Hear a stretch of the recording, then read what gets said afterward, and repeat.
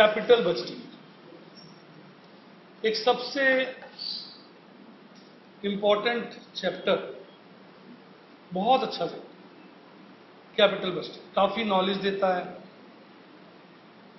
आइए पहले इसका मतलब समझते हैं। जब हम कैपिटल बजटिंग का बात करते हैं तो इसका मतलब ये होता है कि हम बड़े प्रोजेक्ट्स की बात कर रहे हैं, हम यहां पर बड़े फैसले लेना चाहते हैं। जैसे हम एक पर्टिकुलर फैक्ट्री लगाएं या ना लगाएं, जैसे हम अपनी फैक्ट्री को दिल्ली से हटाकर बॉम्बे ले जाएं ना ले जाएं। जैसे आपको याद होगा टाटास के केस में हुआ था ना कि सिंगूर से फैक्ट्री शिफ्ट करनी पड़ी थी उनको गुजरात नैनो के लिए, तो वो भी एक कैपिटल बस्टिंग डिसीजन होता है। तो कैपिटल बस्टिंग डिसीजन जो होते हैं बड़े इंपॉर्टेंट होते हैं। रीजन, यहां पे बड़े बड़े फैसले किए जाते हैं कि पर्टिकुलर होटल वहां पे लगाएं ना लगाएं, पर्टिकुलर फैक्ट्री लगाएं ना लगाएं, अपने होटल के सारे एसी चेंज कर दें, सारे के सारे रेफ्रिजरेटर बदल दें, मतलब बड़े लेवल के डिसीजन। तो ये जो है सही डिसीजन बड़ा इंपॉर्टेंट है क्योंकि इसमें बहुत पैसा इन्वेस्ट होता है। तो कैपिटल बजटिंग डिसीजंस जो होते हैं बड़े इरिवर्सिबल टाइप होते हैं। जैसे आपने एक होटल खोल लिया, अब आपको लग रहा है ये तो गलत डिसीजन हो गया, होटल नहीं खोलना चाहिए, अब उसको उठा के थोड़ी कहीं और ले आओगे, वो तो गया। जैसे टाटा फंस गए थे, सिंगूर में फैक्ट्री खोल ली, उसके बाद पंगा पड़ गया, सारा का सारा मामला खराब हो गया। शिफ्ट तो करी फैक्ट्री आपने, लेकिन उसका रिजल्ट ये देखोगे आप कि नैनो उनकी कामयाब नहीं हो पाई। जो नैनो का क्रेज बना था, एक तो डिले हो गई, तो वो पकड़ ही नहीं आ पाई नैनो। ड्रीम प्रोजेक्ट था जो बिल्कुल ही ड्रीम्स में ही चला गया, क्योंकि बड़ा उनको लॉस भी हो गया ना, इसमें प्रोजेक्ट डिले हो गया, शिफ्टिंग में लॉस हो गया, तो वो काम ही खराब हो जाता है। क्योंकि ये डिसीजन बहुत हद तक क्या होते हैं, इरिवर्सिबल होते हैं, और अगर आप इसको रिवर्स करते भी हो तो बहुत ज्यादा लॉस हो जाता है।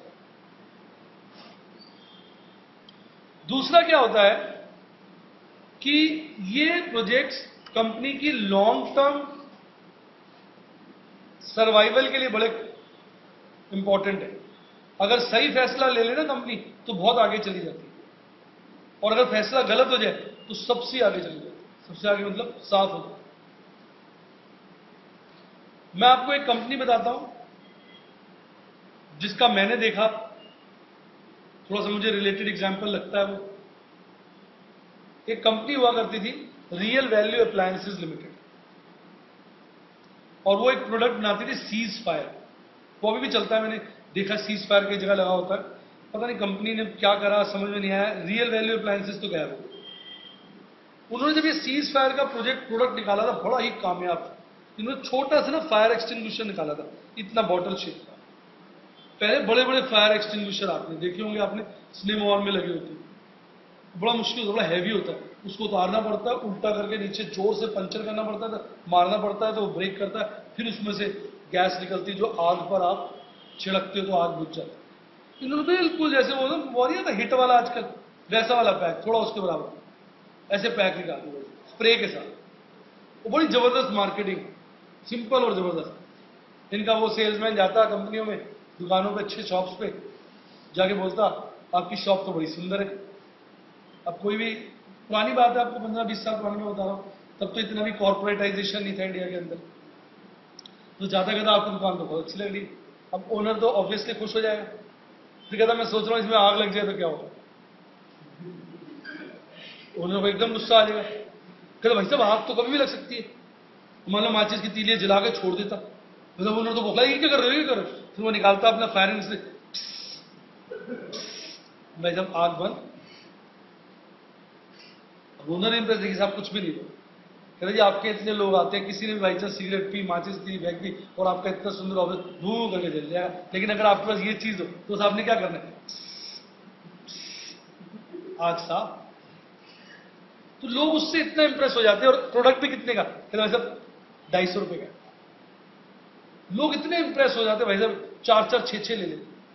क्रेज सा हो गया। तो मैं देखता था तो कारों के अंदर भी लगा होता है, कभी आपने भी देखा किसी कार में लगा होता है छोटा सा साइड पे, तो लोग 6-6, 7-7 ले लेते थे। प्रोडक्ट की खूबी बहुत अच्छी है, वो लेते लोग और ऑफिस में ऐसे टंग जाता है एक जगह बस। ना कभी आग लगती, ना कभी इस्तेमाल होता। 2 साल की एक्सपायरी होती, 2 साल में फिर सेल्स में रहता, भाई साहब खत्म हो गया, ओहो नया चाहिए, कहता हाँ यार बदल दे यार, कभी भी की जरूरत पड़ सकती। रिन्यूअल डिमांड, 2 साल बाद प्रोडक्ट चेंज हो, आप देख लो उसके ऊपर डेट ऑफ एक्सपायरी भी लिखा होगा कि कब ये एक्सपायर हो जाए, तो वो रिपीट भी होता रहता, प्रोडक्ट बिक रहा, और कंपनी भाई साहब ऐसे लीप्स एंड बाउंड से भागी। मुझे याद नहीं, मैंने तो 7 रुपए का शेयर लिया था, पता नहीं कितने का लिया था, 21 का लिया था, 7 का लिया था, भाई साहब 300-400 रुपये हो गया, लाखों का फायदा हो गया झटके से।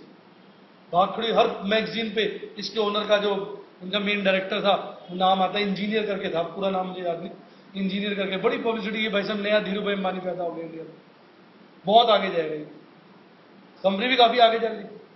अब कंपनी एक्साइटेड होगी भाई साहब अपनी सक्सेस से। ये तो मरियल सा प्रोजेक्ट था, कितने का बिकता था, 250-300 का, 250-300 में कितना कमा लेती होगी कंपनी, 250 में 250 कमा लेती होगी, और क्या, तो 0 का आ जाता होगा, 250 को बेच देती होगी, 250 से ऊपर तो नहीं कमा सकती थी।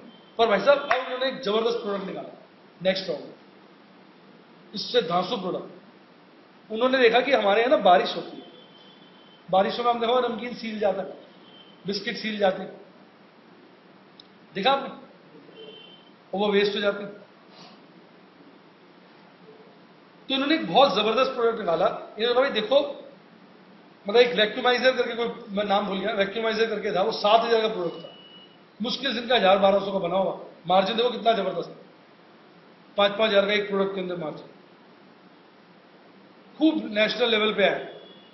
उसके साथ क्या था, 5-6 बड़े सुंदर सुंदर बाउल्स, तो उसका कॉन्सेप्ट ये था कि आपके यहाँ कोई गेस्ट आया, आप बाउल्स में नमकीन और बिस्किट रख दीजिए, गेस्ट आया 2 मिनट के लिए, चाय वाय पी चला गया, फिर आप बाउल्स उठाइए, मशीन में लगाइए, बटन दबाइए, मशीन उसकी हवा सक कर लेगी, तो हवा नहीं रहेगी ना, मॉइस्चर नहीं रहेगा, तो फिर वो नमकीन सीलेगा भी नहीं। 7,000 का प्रोडक्ट, थोड़ा महंगा रिलेटिवली, लोगों ने खरीदा शुरू में, थोड़ा रिच फैमिली की लेडीज ज्यादा पसंद करते हैं इस तरह की चीज। स्टार्टिंग में तो कहते हैं जैसे मोबाइल में निकालते तो महंगा निकालते हैं, अमीर लोग ले लें, तो पहले बड़े लोगों ने लिया, एक आध दिन तो बड़ा अच्छा लगा कि गेस्ट आया 5 मिनट के लिए, चाय पी के चला गया, उसके बाद आप लगे हुए 2 घंटे तक बाउल्स में से हवा निकाल रहे हो। ध्यान से सुनो, 2-2 घंटे 3-3 घंटे में हवा निकालते रहते, पैक करके रखते रहते। 2-4 दिन तो शुरू में आप लोगों को चाव लगा होगा, उसके बाद ऐसा पागल है यार, 10 मिनट के लिए आदमी आता है, उसके बाद 2 घंटे ब्लॉक रहते, क्या कर रहे हैं, हवा निकाल रहे हैं। इससे अच्छा तो नौकर को दे देते थे कि तू ही खा ले यार, छोड़ सील जाएगा, तू ही खा ले, छुट्टी कर। प्रोडक्ट ऐसा फेल हुआ, और कंपनी ने फैक्ट्री लगा ली, खूब हैवी एडवर्टाइजमेंट कर दी। ये वो वाला तो नहीं, घर घर जाने वाला प्रोडक्ट नहीं था, टीवी पे एडवर्टाइजमेंट करी, जो सीज फायर में कमाया था सारा साफ हो गया। वो जो शेयर 300 रुपए चला गया, बाद में 2-2 रुपए का बिक गया। तो आ गया ना, देखिए लॉन्ग टर्म इंपैक्ट है, एक करेक्ट डिसीजन कंपनी को कितना आगे ले गया, और एक उसी कंपनी का गलत डिसीजन साथ हो गया। आज आपने नाम ही नहीं सुना होगा, मैंने बोल दिया सीज फायर करके, पता नहीं आपने सुना भी है कि नहीं सुना, रियल वैल्यू अप्लायंसेस लिमिटेड। अभी मैं एक जगह गया था कि लेक्चर लेने किसी कॉर्पोरेट में, तो हाँ मैंने देखा था वो सीज फायर लगा, पर मैंने उसमें पढ़ी उसकी एक्सपायरी 2011 थी, जबकि कंपनी को बंद हुए काफी समय हो गया। आप स्टॉक एक्सचेंज में भी देखेंगे ना, कोई इसकी कोटेशन वगैरह नहीं आती है, रिपोर्ट भी ढूंढेंगे तो बहुत पुरानी रिपोर्ट मिलेगी। कई बार क्या होता है, कंपनी बंद कर देते हैं, वो प्रोडक्ट किसी और ग्रुप कंपनी को बेच देते हैं, प्रोडक्ट चलता रहता है। लेकिन सीज फायर की भी वो बात नहीं रही जी किसी जमाने में थी, पता नहीं क्या वो अल्टीमेटली कंपनी साथ। यानी यहां मैं क्या कहना चाहूंगा, एक सही डिसीजन बहुत आगे ले जाता है, और एक गलत सबसे आगे, यानी साफ ही कर देता है। और भी बड़ी कंपनीज है, डेव हो गई, बहुत कंपनी है, वॉश आउट ही हो गई, गलत प्रोडक्ट बन गया भाई साहब, वॉश हो, प्रोजेक्ट ही गलत लग गया। अब टाटा को भी लिए देखा जाए तो नैनो उनके लिए मुसीबत ही है इसको, जब तक कुछ वो नया सिस्टम उसमें नहीं करते, इतनी कामयाब कहां हो पाई नहीं। देखो आपको याद हो, बड़ी कंपनी होती, छोटा मोटा लॉस एब्जॉर्ब भी कर लेती। पिछले राउंड में हुंडई ने एलेंट्रा निकाली थी, एक गाड़ी 11 लाख की एमआरपी थी, बाद में 6-6 लाख की बेची, बिकी नहीं। अब एलेंट्रा निकाल रही है, अब थोड़ी बिक रही है, नहीं निकल बिक पाई। तो डिसीजन बड़ा इंपॉर्टेंट है, बड़ा सोच समझ से लेने वाला, नहीं तो कंपनी की कंपनी साफ हो जाती है। बहुत सारी कंपनियां साफ हो गलत डिसीजन की वजह से, तो इसलिए बहुत ध्यान से लेने वाला। तो यहां पे यही बता रहा हूं कि लॉन्ग टर्म इंपैक्ट्स होते हैं, और जो हमें आगे भी ले जा सकते हैं और बर्बाद भी कर सकते हैं। और यहां पे यही रखा है कि अगर गलत डिसीजन हो जाए तो कंपनी ही टोटल वाइप ऑफ हो जाए। बहुत कंपनी के साथ हुआ है यार, गलत प्रोजेक्ट में हाथ डाल दिया। यूनिटेक को ही ले लो, टेलीकॉम में हाथ डाला था भाई साहब, डायरेक्टर जो इनके अंदर भी हुआ है, आपको पता होगा, काफी दिन तक बंद रहे थे। यूनिटेक ने टेलीकॉम में हाथ डाला, टेलीकॉम चलाया चलू तो है नहीं, वो यूनिन और करके आना था, वो ढंग से चला नहीं, और अब ना उसका बैड इफेक्ट किस पे आ गया, उनके रियल एस्टेट के बिजनेस में आ गया। रियल एस्टेट वैसे भी खराब हो गया, उन शेयर की बैंड बच गई। 500 रुपए का शेयर बिकता था, आज का भाव देखोगे 19 रुपए का। एग्जाम्पल है कैपिटल बस्टिंग। गलत लाइन में चले गए तो बाहर निकलना ही सुसाइडल हो जाता, ना बाहर निकल पाता ना अंदर रह पाता। तो इसलिए इसकी बहुत ज्यादा इंपॉर्टेंस। अब जब हम कैपिटल बजटिंग की बात करते हैं तो सबसे पहले हमारे सामने दो कॉन्सेप्ट्स आते हैं। आज तक जो आपने बात करी है ना, वो करिए अकाउंटिंग प्रॉफिट्स। किसकी बात करिए? Accounting profits. आपने कैश प्रॉफिट की कभी भी बात नहीं की। आज हम एक नया टर्म सीखेंगे, कैश प्रॉफिट, क्योंकि कैपिटल बस्टिंग में हमारा देखने का नजरिया डिफरेंट होता है। यहां हम ये देखते हैं क्या लगाया और क्या पाया, क्या लगाया और क्या पाया, मतलब कितना कैश लगाया और कितना कैश पाया।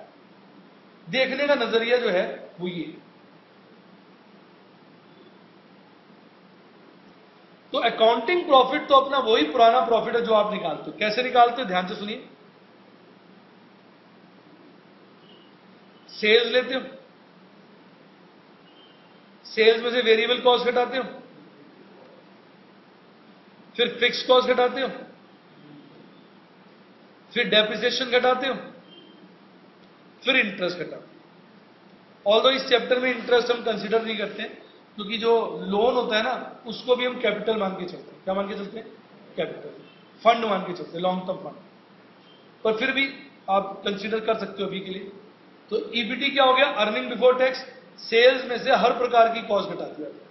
कौन कौन सी? Variable cost, fix cost, depreciation, interest. आपका आ गया ईबीटी। इस ईबीटी का आपने T% लिया तो आपका आ गया टैक्स। अब आप क्या करेंगे? ईबीटी में से टैक्स घटा देंगे तो आपका आ जाएगा अर्निंग आफ्टर टैक्स। ईबीटी में से टैक्स घटा देंगे तो आ जाएगा अर्निंग आफ्टर टैक्स। तो बेसिकली ये आपका अकाउंटिंग प्रॉफिट है जिसकी आपने आज तक सदा पढ़ाई की है। 12th में भी आपने नेट प्रॉफिट रेशियो निकाला होगा, तो उसमें आप क्या करते थे? Earning after tax upon sales into 100। Return on investment भी निकालते थे, तो अर्निंग आफ्टर टैक्स। तो आपने आज तक इसकी ही चर्चा की है। वो क्या हो गया? Sales minus variable cost minus fix cost minus depreciation minus interest minus tax. तो जब आप सेल्स में से ये सब चीजें घटाते हैं तो आपका अर्निंग आफ्टर टैक्स आ जाता है। ये आपका अकाउंटिंग प्रॉफिट। अब आप ध्यान दें इस पे कि इसमें सारे खर्चे वो हैं जो अल्टीमेटली आपको कैश में पे करने, जो अल्टीमेटली आपको कैश में पे करने। सिर्फ इसमें एक खर्चा ऐसा है जो नॉन कैश है, और वो है डेप्रिसिएशन। तो जो कैश प्रॉफिट होता है, ये वो प्रॉफिट होता है जो हम कैश में रियलाइज करते हैं। किस में रियलाइज करते हैं? कैश में। तो इसलिए जो कैश प्रॉफिट होता है वो earning after tax plus depreciation. क्योंकि अगर आपने डेप्रिसिएशन के लिए पेमेंट नहीं किया, इसलिए अगर आप डेप्रिसिएशन को ऐड कर देंगे अर्निंग आफ्टर टैक्स में, तो आपका कैश प्रॉफिट ही निकलेगा। तो what is cash profit? It is earning after tax plus depreciation. दूसरे शब्दों में, सेल्स में से आपने हर चीज घटानी है, डेप्रिसिएशन को छोड़ के, तो वो आपका कैश प्रॉफिट हो जाएगा। यानी सेल्स में से आप क्या घटाएंगे? Variable cost. क्या घटाएंगे? Fix cost. क्या घटाएंगे? इंटरेस्ट। क्या घटाएंगे? टैक्स। ये सभी चीजें आप सेल्स में से घटा देंगे तो आपका कैश प्रॉफिट आ जाएगा। लेकिन आप डायरेक्ट कैश प्रॉफिट नहीं निकाल सकते। लॉजिक बनाइए क्यों? क्योंकि टैक्स निकालने के लिए आपको ईबीटी चाहिए, और ईबीटी निकालने के लिए आपको एक बार ही डेप्रिसिएशन माइनस करना पड़ेगा। तो जब आप एक बार डेप्रिसिएशन माइनस कर देंगे तो ईबीटी से आप ईएटी निकाल लेना टैक्स माइनस करके, फिर वापस डेप्रिसिएशन ऐड कर देना, तो आपका क्या आ जाएगा, कैश प्रॉफिट। क्लियर हुआ? आइए एक क्वेश्चन कराता हूं, उससे आपको बिल्कुल क्लैरिटी हो जाएगी। कहता भाई एक कंपनी की जो सेल्स है वो 3 साल की हमें एक्सपेक्टेड है 200 लाख होगी,